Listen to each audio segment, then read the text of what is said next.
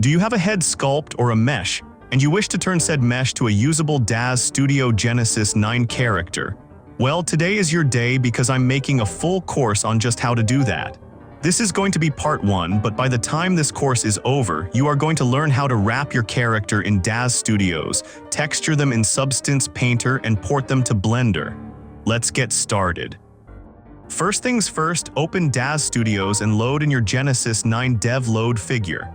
Go to Parameters, General, and change the resolution level to Base Resolution.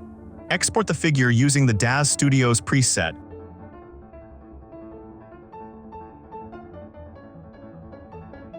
Go to Blender and load in your head sculpt. For this tutorial, I am going to be using this head mesh. Make sure that your sculpt or mesh includes the neck, otherwise you are going to encounter problems when using faceform wrap. Import the base G9 OBJ and scale your mesh or sculpt to match it.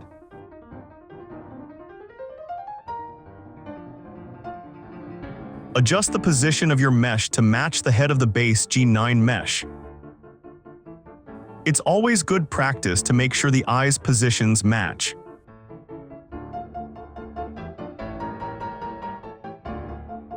A good tip is to ensure that the top eyelids of both your sculpt and the G9 base are in the exact same position.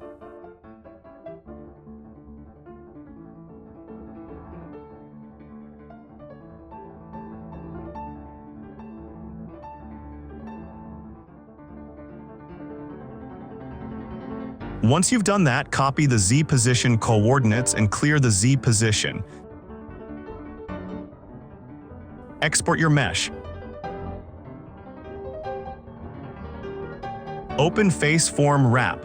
Right-click and choose Load Geometry node. Import your G9 base mesh and repeat the process for your target mesh.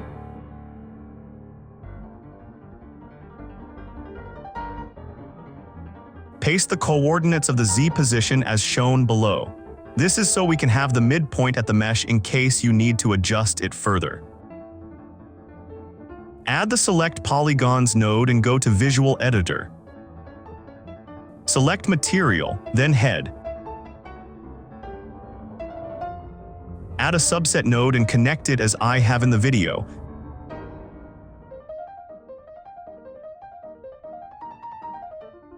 Add a Selectpointpairs node. Connect subset to first point and target mesh to second point. Sync the views. Sometimes it helps to have both textures loaded on each geometry for better alignment. So if you have them, use the Load Image node for both and connect each to their corresponding mesh.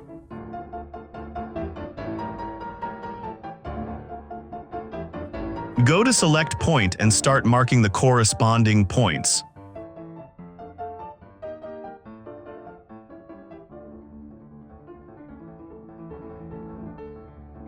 Left-click to add a point. Control left-click to remove a point and click and drag to move a point.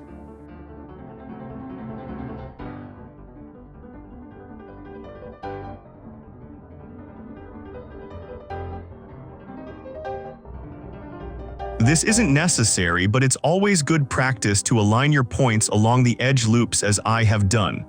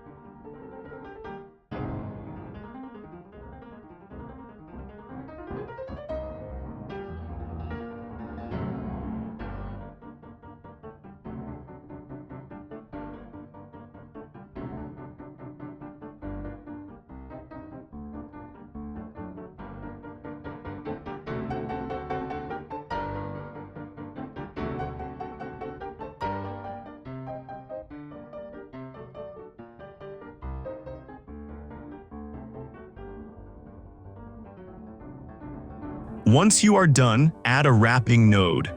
Connect the subset to the first point, the target mesh to the second point, and the select point pairs to the third point. Use the settings I have used in Select Compute.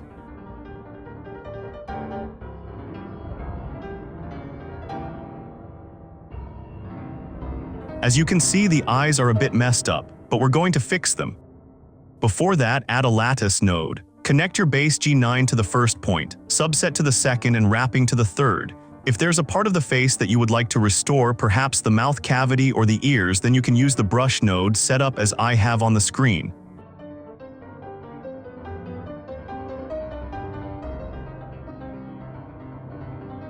Go to Visual Editor and select Brush Type as Clone. Adjust your strength.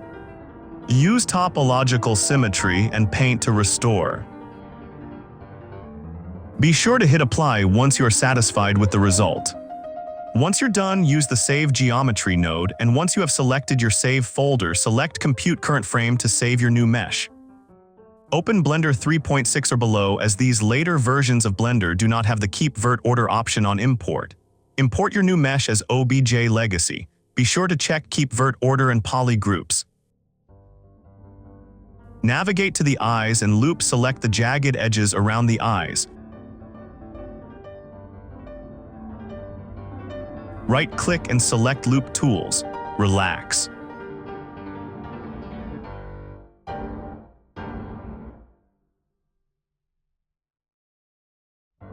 Do this as many times as you feel achieves the best result.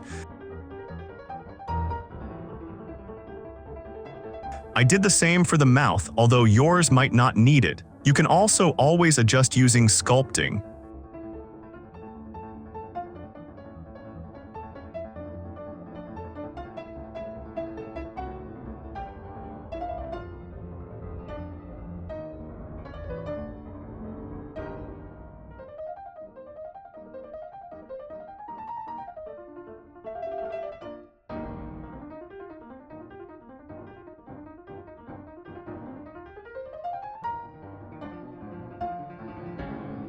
Export the mesh using the OBJ Legacy. Limit to selection only and keep vert order. Go back to your project in Daz Studios. Before we load the morph, there are a few things we can do in order to make sure that we import the eyes perfectly, with perfect animations. Go to Utilities and select the G9 Head Split Deformer. Go to Tool Settings and select Node Weight Map Brush. Select Use Symmetry and use Alt-Select to subtract from the mask and Control-Select to smooth transition the mask. The goal here is to paint out the eye sockets all the way to the area between the eyelid top and the eye crease.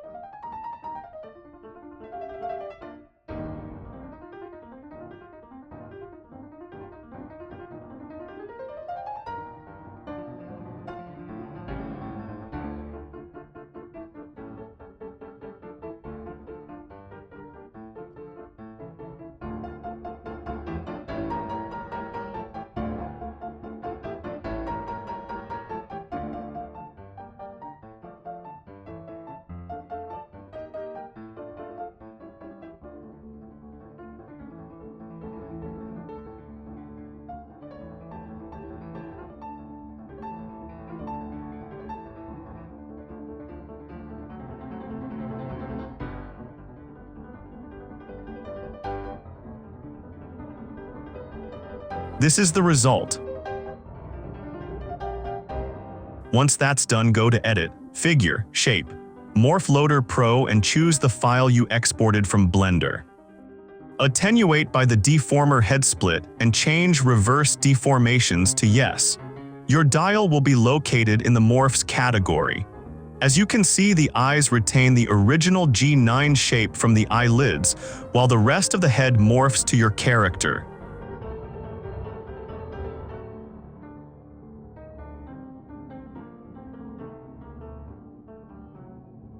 You can always try and reshape the eyes to match your original sculpt if you have the Genesis 9 Starter Essentials expansion or any other eye shaping pack. Be sure to test the deformations with the eye movements and the expressions.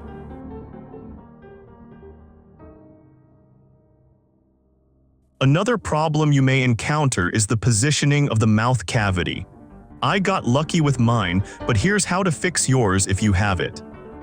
Export the morphed character as OBJ and import it in Blender while keeping vert order.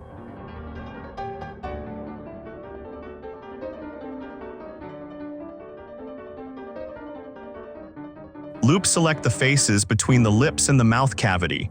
Hide them, then select the mouth cavity. Adjust as you see fit. You can also hide this loop and adjust this side of the mouth cavity. Basically, the length and the positioning of the mouth cavity will determine the positioning of the teeth. Sometimes you'll find yourself doing this repeatedly until you get the result that you want. Once you are done, use the Morph Loader. This time, use a new deformer. Go to Morph Loader Pro. Basically the same process as before, except this time, rename your morph to match the name of the original morph and set Overwrite Existing to deltas only.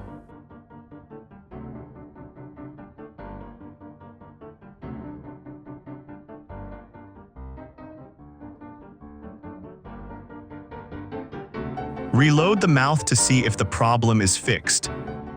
If it is not, go back to Blender, readjust and load the morph again. Repeat until you get the result you need. And that's it. If you liked what you saw, consider leaving a like and subscribing as it really helps the channel. Also, I have a Patreon if you'd like to support me from there. Link is in the description below. There will be more videos coming soon, so stay tuned.